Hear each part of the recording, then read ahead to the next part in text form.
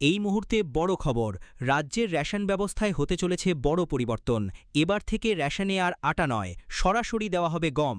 June মাস থেকেই কার্যকর হতে চলেছে এই নতুন নিয়ম, এমনটাই স্পষ্ট জানিয়ে দিলেন রাজ্যের নতুন খাদ্যমন্ত্রী অশোক কীর্তনিয়া। খাদ্যমন্ত্রীর দাবি, এতদিন আটা নিয়ে বড় ধরনের অনিয়ম চলছিল, আর সেই কারণেই এই বড় সিদ্ধান্ত নেওয়া হয়েছে।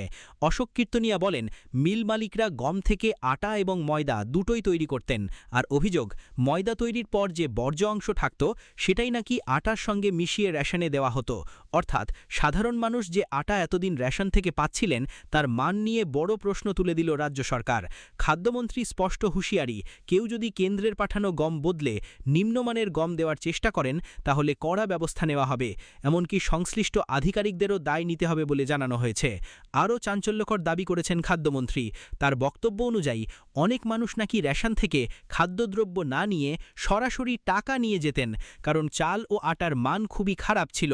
তবে আগামী মাস থেকেই উন্নতমানের খাদ্য সামগ্রী দেওয়ার আশ্বাস দিয়েছে সরকার। অন্যদিকে এই অভিযোগ পুরোপুরি উড়িয়ে দিয়েছেন প্রাক্তন খাদ্যমন্ত্রী রথীন ঘোষ। তার দাবি, তাদের আমলে সবকিছুই নিয়ম মেনেই হয়েছে এবং কোনো দুর্নীতি হয়নি। সব মিলিয়ে রেশন ব্যবস্থাকে ঘিরে এবার শুরু হয়েছে নতুন রাজনৈতিক তরজা।